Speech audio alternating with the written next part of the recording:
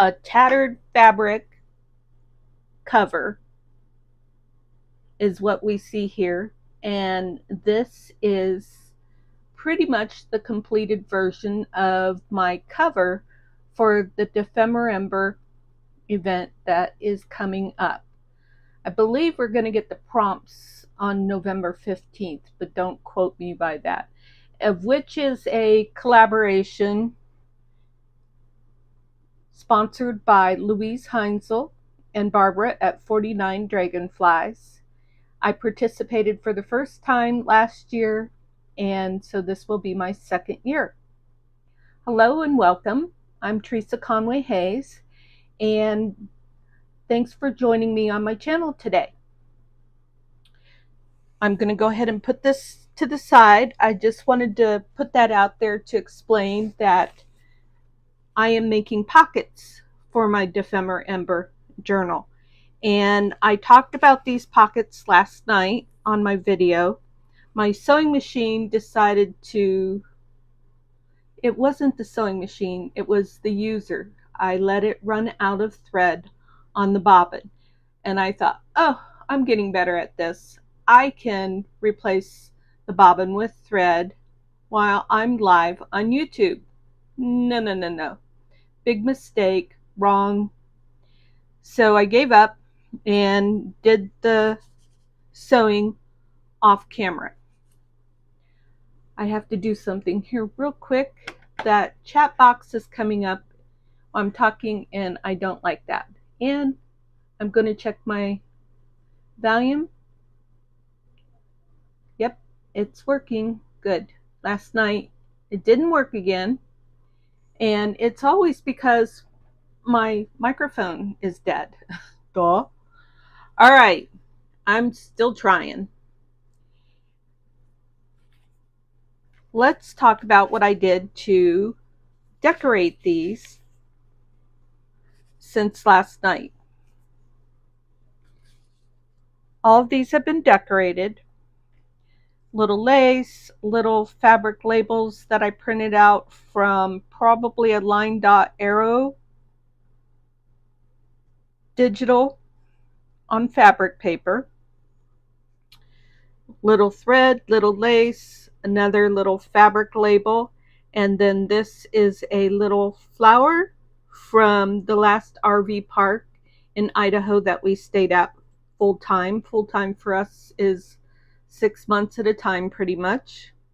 And this was a little flower that was outside, and it has been sealed with glossy accents. And that's what that is. This is a little bit of fabric that has been stamped, a vintage button, and some vintage thread. This is a rusted, I thought it was a rusted paper clip with some vintage ribbon, some vintage ledger paper here to reinforce the pocket so that it doesn't tear when I put things in it, some washi tape, and then this is a little tag for the up tuck.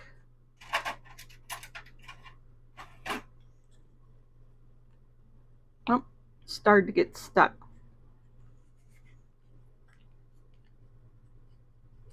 There we go. So there's an up tuck, pocket there, a pocket there, and a pocket here. And when you glue this on, that could be a pocket too, or could just use this paper clip to paper clip this on a page. That might be kind of cool. I'd be a little worried to do that without reinforcing this paper here. And then this one is the technique that I'm going to demonstrate today. So I used the watercolor shapes photopolymer stamp set from Stampin Up and a bee, I think it's called Queen Bee stamp set from Stampin Up. And then I have these are my last two bee embellishments that I had in my stash from Stampin Up. and a little piece of ribbon. The inks that I used were, good question, Salty Ocean and Painted Pilled Paint. And then I also used, those were both oxide inks. And I also used, I just got some new little inks, mini inks, and I used the fossilized amber for the circles. So these are my first inks that aren't, it's coming to me. And I just said it a minute ago, that aren't oxides. I'm here. Hi, I'm doing a movie, a video. Okay, I have a surprise for you for lunch. Okay, I'm recording. So, and then a little bit of lace. Well, if you're going to do that, I have to do this. All right, so we have the watercolor shapes stamp set here. We have a piece of music page that I've already created on, stamped on. And we have another piece of music page. I'm trying to decide which side I want to use. I want to use this side that we're going to stamp on. So last time I used the square.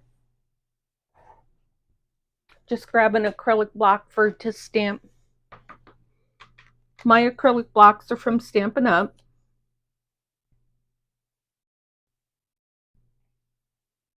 And this time I'm going to use, sorry for the noise, Wild Honey oxide ink. And I'm going to stamp that up. Then I'm going to take my sprayer and spritz that.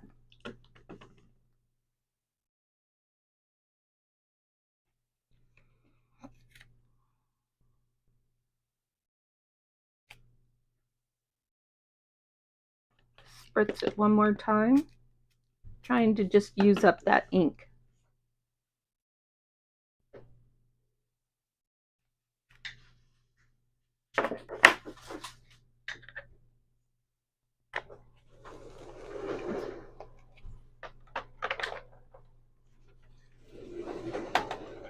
And I'll go ahead and dry this.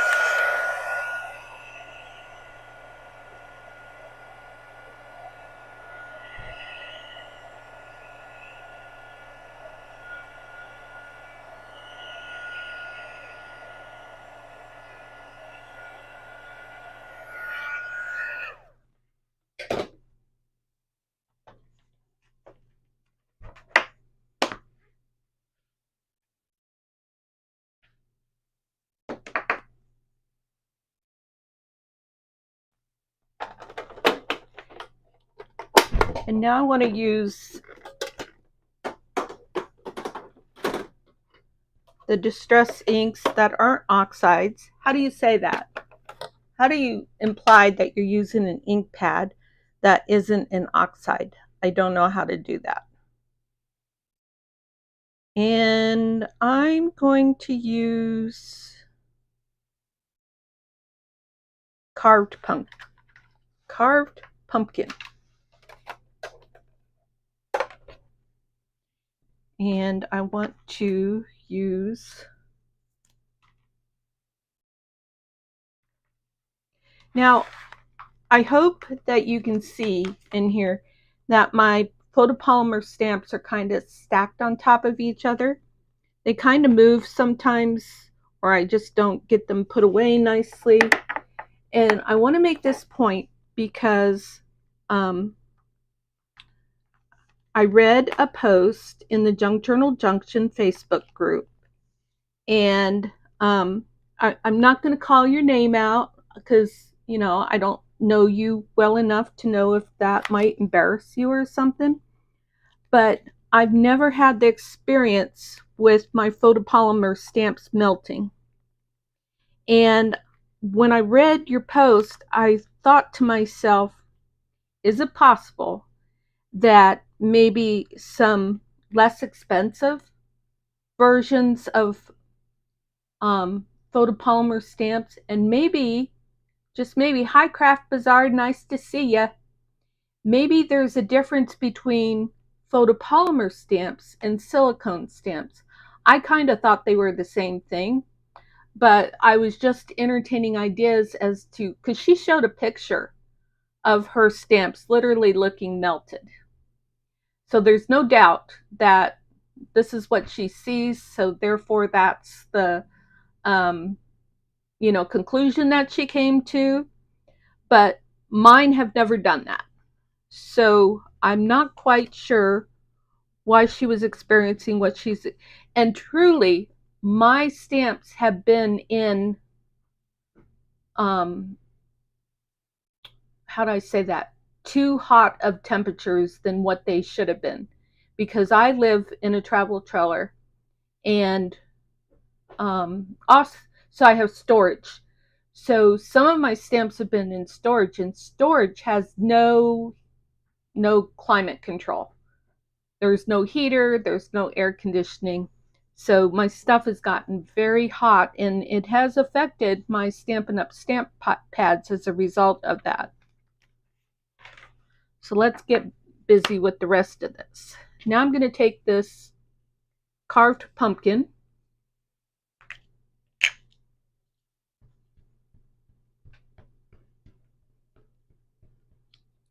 and at first I'm going to mist it.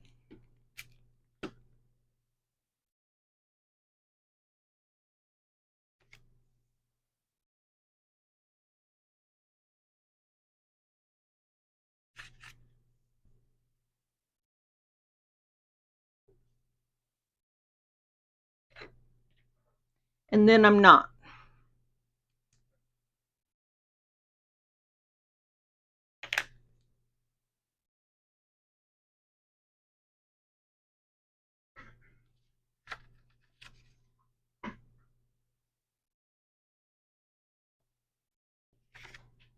Just because I want to show the difference between what it looks like when it's misted and when it's not misted.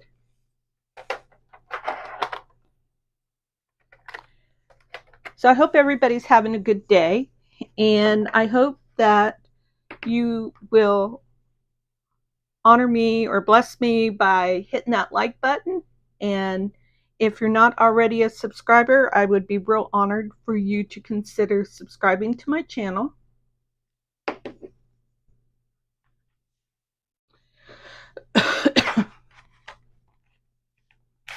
And let's just give that a little dry.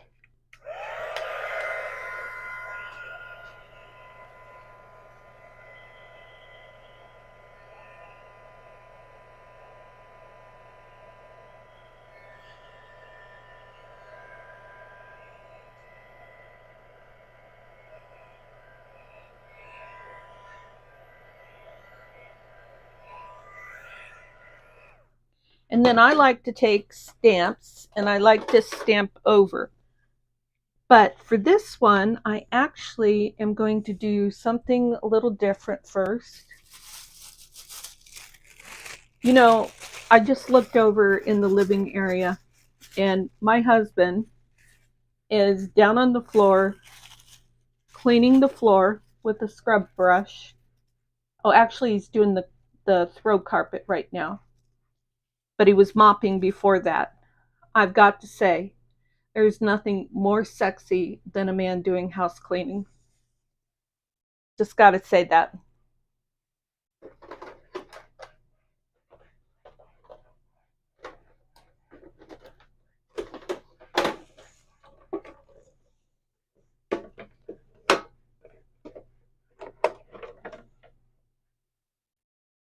Let's see, what are we going to throw on here? What color? How about some, oh, I don't really want to do the green. Let's do some metallics.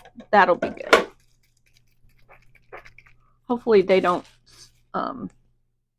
spray out too much, because I'm being lazy and not taking out my...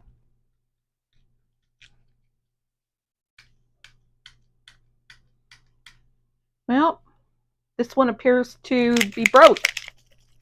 Maybe I didn't shake it.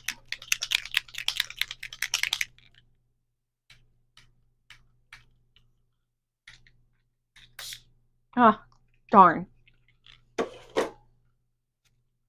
There we go.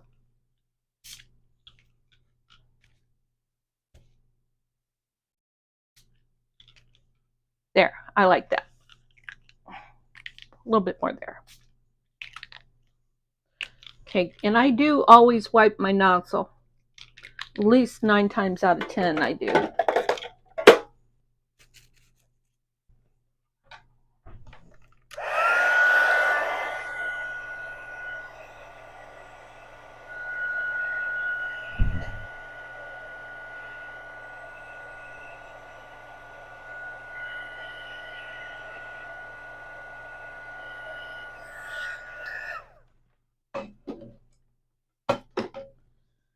Oh, sorry, the camera tipped over and hit me in the hand.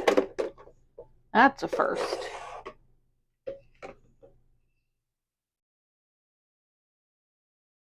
Well, phooey.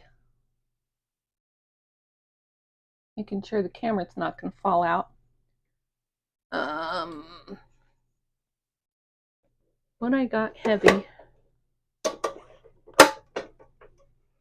I need something very heavy. Maybe the sewing machine. I think that'll work for now. Okay, that was a little mini catastrophe, but all is well now. Now let's just do a little stamping.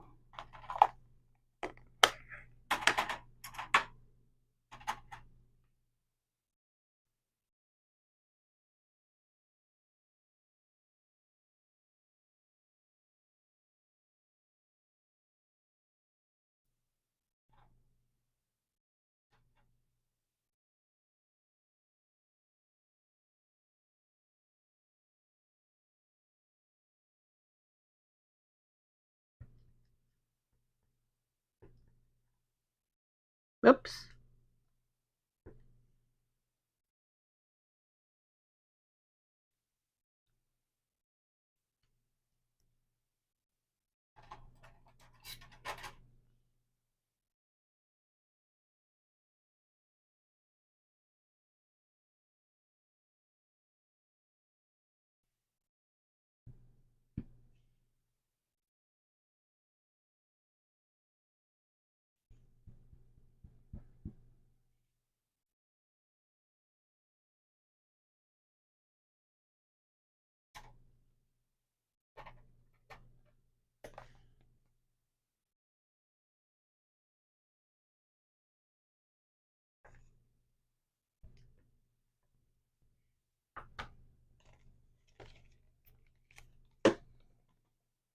Just going to try and put a little water on there. See if I can get that to stick long enough for me to stamp it down. And that worked. These are very old Stampin' Up stamps. And because they're so old, they have the old sticky on them, which not all of the old sticky failed, but a lot of it did. So the new sticky that came out, like, I don't know, 4 or 5 years ago, I don't remember now, but it works really well. I gotta try and see, yeah, that's the right way.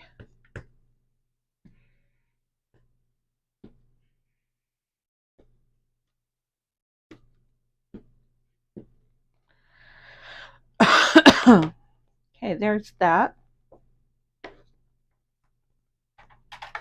And I'm done with that piece. Now, I didn't go whole hog on this piece like I did this one, but I believe sometimes it's good to minimalize your efforts so that when it comes time to put a pre-made piece of ephemera into a journal, that you've got some room to like edit the piece to make it look to make it course correspond no to make it match your journal. So that's what's nice about these, is these are very neutral. So these would go well by themselves, or I could put some more color. Whoops, get that away from there before it messes up my project.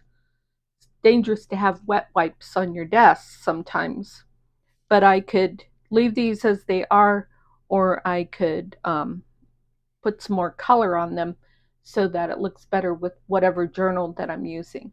So all of these pieces are ready for my Dephemerember journal, and I hope that this video was helpful to you if you're going to participate in the Dephemerember challenge collaboration. I think the word I want is collaboration. Let me know in the comments. And also, you're welcome to put your YouTube channel if you're going to be participating in the Dephemerember challenge so that we can all follow you. So thank you for spending your time with me today, and I look forward to seeing you in the next video. Goodbye.